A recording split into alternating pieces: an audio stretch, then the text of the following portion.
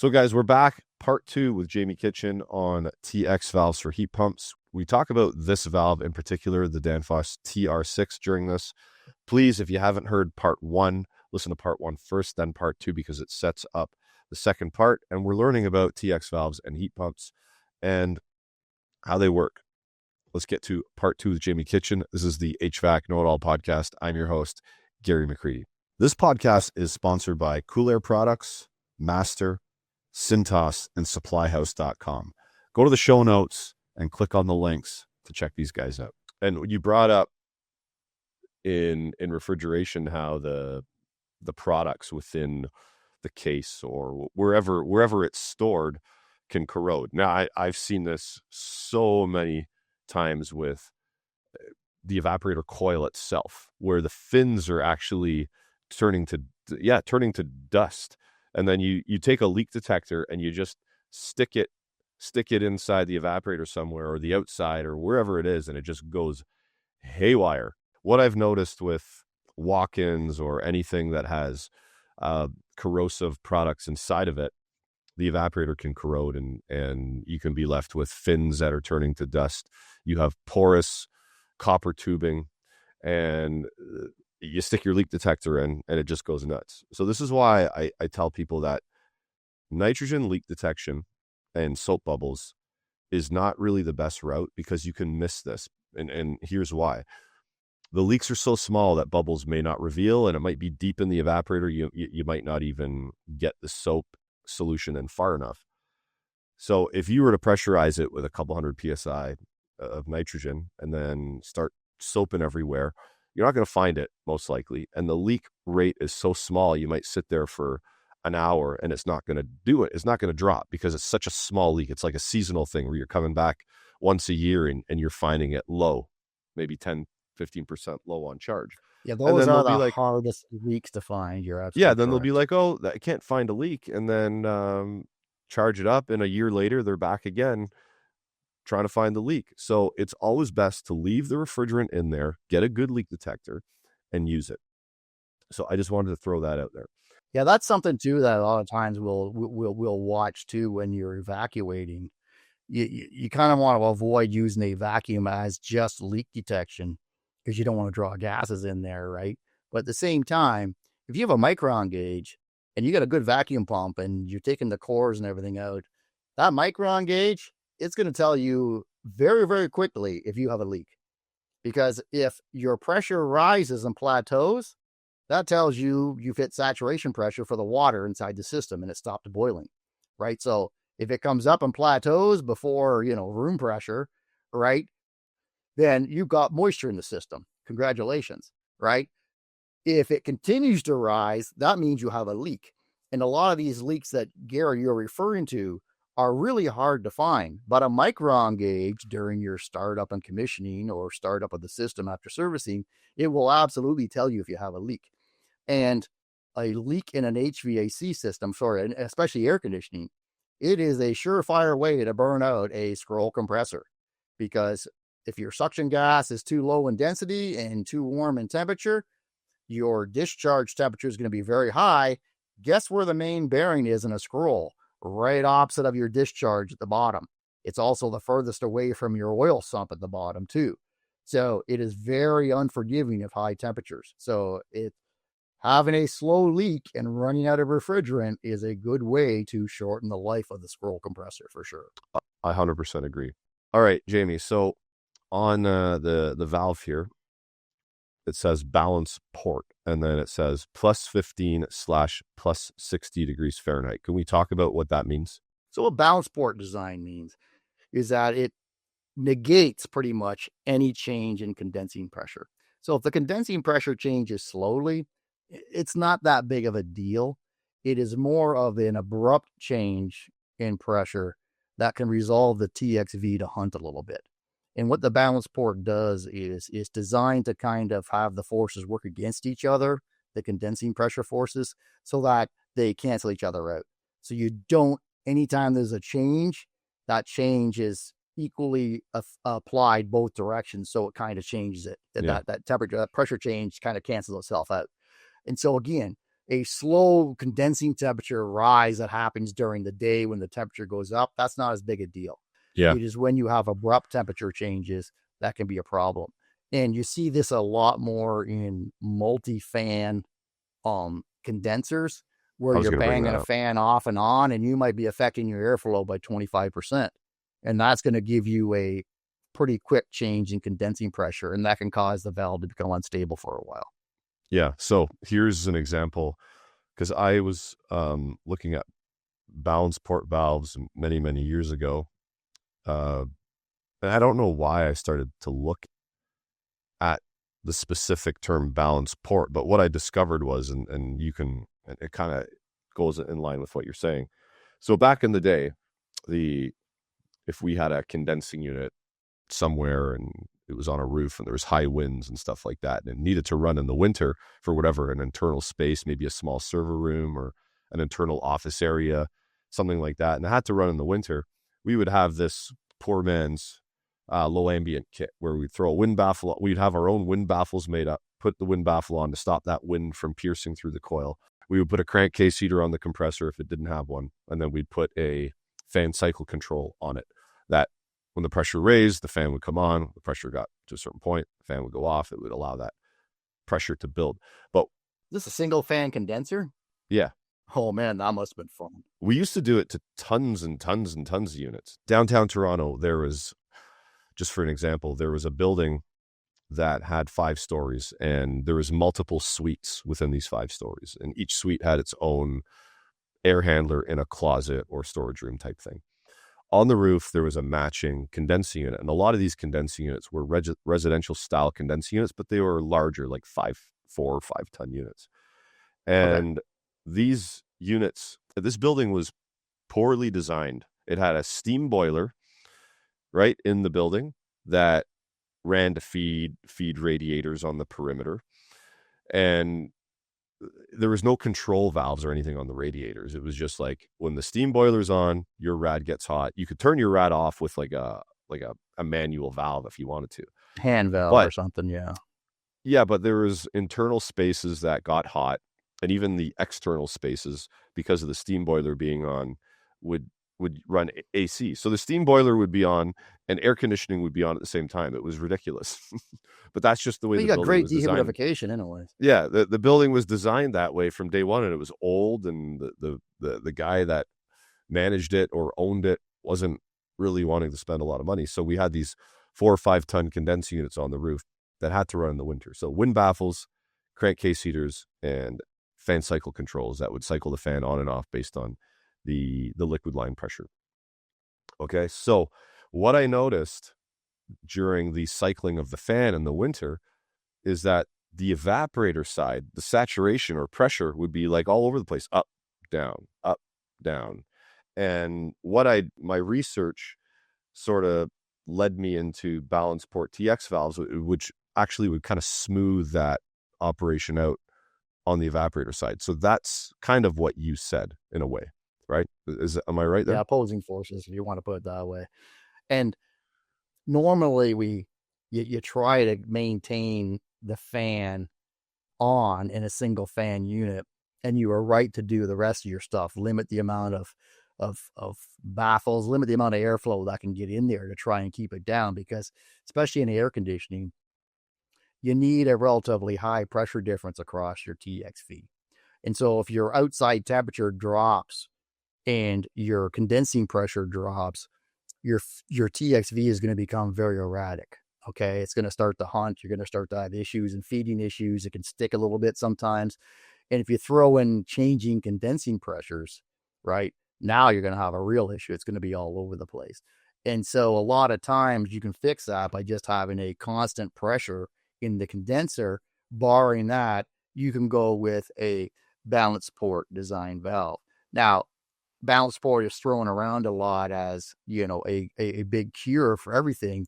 But to be honest with you, it's really only required under certain circumstances like what you ran into there. But sometimes, again, you will run into a situation where you can really have some different airflow issues on outdoor condensing unit. If the wind blows it can basically drastically increase the amount of airflow through the condenser, and that can be intermittent off and on. Yeah, on a windy roof with that cold wind piercing through the coil. Yeah, I've seen it a lot. But just so I can clarify to the audience that's listening here, is fan cycle controls to me now are, especially for a single fan operation, it's not the way to go. Get something that can control the speed of the fan and keep it constant. I was going to say that's the difference between today and back then, probably, right? And you're starting to see that a lot more, just because, again, it makes sense. Maintain a constant condensing pressure, preferably one low. I wouldn't say low as possible, because that's an iffy thing to say, but lower than what you maybe normally would see, right? To save energy, but high enough to, reliably feed your meter devices and make it constant. And man, you can't beat that, right? It's no different than driving your car at a constant speed. That's going to get you the best gas mileage, right? So, okay. So before we head out, I got one more question for you. Sure. Now, when we talk about charging with a TX valve, it's very important, obviously, to make sure the superheat coming back to the compressor is correct and all that kind of stuff. But for charging purposes, we charge to a proper subcooling for a TX valve. Can we talk about why that is? Yeah, because subcooling and superheat, but subcooling, right, is based on specifically the temperature difference between the refrigerant and the air. Okay. So the greater the difference between the temperature of the refrigerant and the air that you're using to cool it, the more subcooling you're going to have. That's just a general rule. And so if you have a dirty condenser or poor airflow or dirty filters or whatever the heck it happens to be, somebody puts a dumpster beside the condenser so it's short cycling the air, your condensing temperature is going to go up compared to the air temperature, and that's going to drive your subcooling up. Whereas if you have a very cool day, I'm thinking of supermarkets here, and I got to be careful because not a lot of people are really familiar with supermarkets, but a lot of times on cool days when supermarkets are running, all your refrigerant's sitting in your condenser, and there isn't much of a temperature difference between the air and the refrigerant in your condenser. Guess what? You got zilch subcooling, right? So it's backwards to what most people think. Oh, if I get a big condenser, it's going to increase my subcooling. No, it won't. It will drop your subcooling. And so you see this. I have these pictures that I use in a startup and commissioning training that I'm doing, or troubleshooting presentation. If you charge a SEER 13 unit and you pick an indoor wet bulb and an outdoor ambient condition, you charge this to say 13 degrees of subcooling. Now, if you took those same conditions and went from a SEER 13 to 17, you would not charge to 13 degrees of subcooling. You would probably charge to 9 degrees of subcooling, because you are charging to a much lower temperature and pressure for a given outside air temperature. Why? Because that big honking condenser that's on that efficient unit, it doesn't need 20 or 25 degrees of temperature difference to reject heat. It only needs 12, right? Or 15. So your subcooling is going to be less. So there's no rule of thumb to subcooling. It basically means, subcooling means that at this condition, you have a correct amount of refrigerant to meet what the expectations are going to be for that system. In other words, during cooler days and warmer days, you're going to have enough refrigerant. So it means you have a solid column of liquid leaving your condenser. So if you're dealing with refrigeration and you've got flash gas at your metering device and you've got 7 degrees of subcooling at your condenser outlet, you're not short on refrigerant. You have an obstruction somewhere, right? Or you're using 3/8 inch tube when you should be using 5/8 or something like that. It basically tells you how much refrigerant you have in your condenser is what it tells you. And so as you start adding refrigerant during charging, the temperature and pressure in your condenser is going to start to increase. And sooner or later, it's going to start to condense vapor into liquid.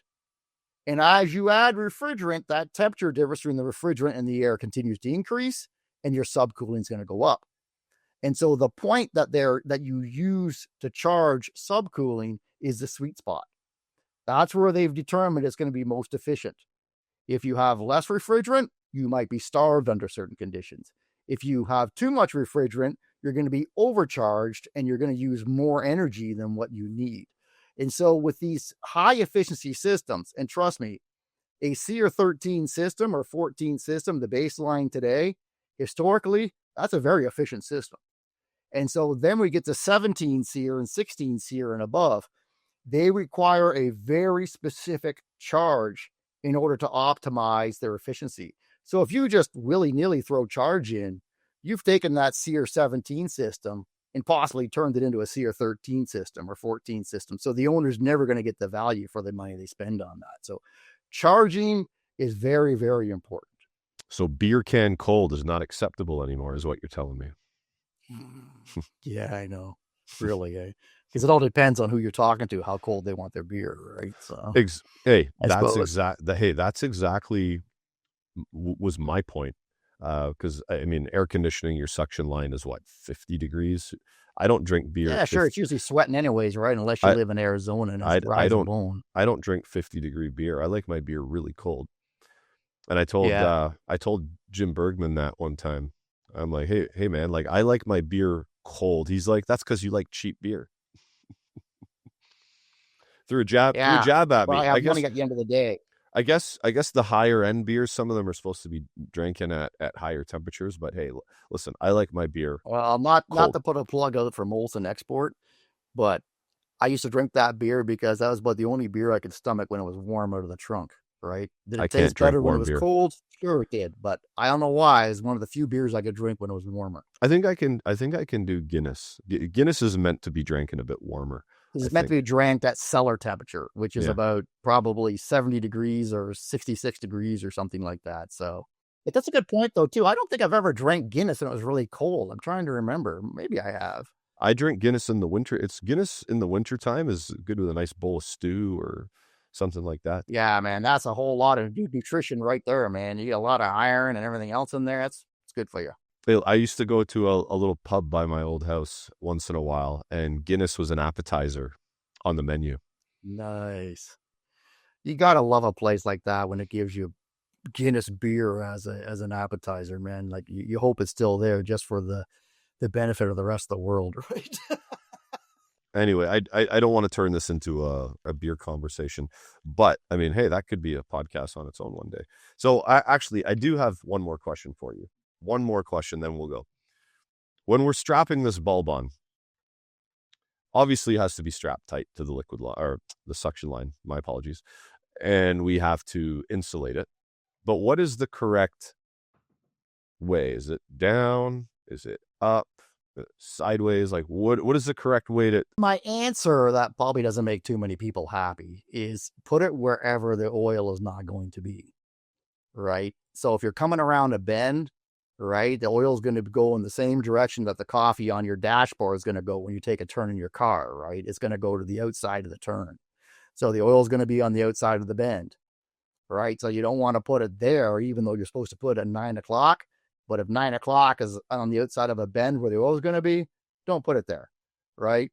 But if you're on a straight run and everything has enough time to settle to the bottom, stick it at anywhere between 9 and 3 o'clock, unless told otherwise. You know, obviously you want to follow the manufacturer's recommendation, but that's really, ask yourself, if anything was traveling in here that's not vapor, where would it be? Then you don't want to put the sensing bulb there. If you do have the sensing bulb vertical, and you can absolutely do this, then you want to place it with the cap tube coming out of the sensing bulb pointing upright. Pointing upright. Yes, pointing upright. And as silly as it sounds, it's there so you don't migrate liquid out of the bulb. Interesting. Okay. All right. I appreciate that. And Jamie, this was a good conversation. I appreciate it. I mean, yeah, this valve here. So, I mean, just break this valve down for us for 2 minutes and then we'll head out. So it's the TR6. Yeah, it's a TR6. It's designed for air conditioning heat pumps.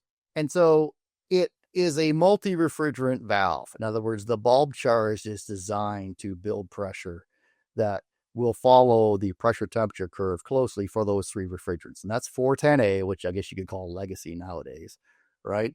You got R454B, which is really not bad. It's pressure temperature close, but you can't get it today. It's kind of like, the mystery stuff. Then you have R32, which, if I'm not mistaken, is used in a lot of, I call them mini splits. I don't think they're called that anymore, but, the variable refrigerant flow heat pumps and things like that you have out there. You see it a lot in that. Now, R32 is in a league of its own as far as efficiency goes. So the idea behind the valve is you pick a specific valve code number and you have 3 system capacities, 410, 454, and R32, and it says right on the box. And so you walk up there, you pick your refrigerant, and you look at the capacity on the side of the box that's written beside it, and it gives you a range. If your system falls within that range, away you go. If you don't know what the capacity of your system is, go back and look, right? But it can be 1.5 to 3 tons, 3.5 to 5, whatever it is. There's going to be a range of for each refrigerant, and so it's very, very quick to pick that. We get away with that in air conditioning because your evaporator temperature is pretty much the same, right? Nobody runs their air conditioning evaporator at 12 degrees Fahrenheit. If it's that, then you've got a problem, right? So it allows us to have these nominal capacities that you have a hard time using in refrigeration. So that's basically what it comes down to. So it gives a lot of flexibility as far as truck stock goes and shelf stock for our wholesalers out there. You put one on the shelf, a couple of codes, and you've covered everybody's air conditioning that's going to be on there. Awesome. All right. Again, Jamie, thank you very much for this. It's always great to have you. And I'd like you to still, the van videos are... The van thing I totally forgot of because I'm so I apologize for that. Don't worry. So next week, if you're free, one morning, come by the van and we'll break this down in sort of like a video and non-podcast format. Okay. For those that haven't noticed before, is Gary and I usually gather at the back of his van. It's usually freezing cold out or winter or something like that. And we're trying to do something that's educational.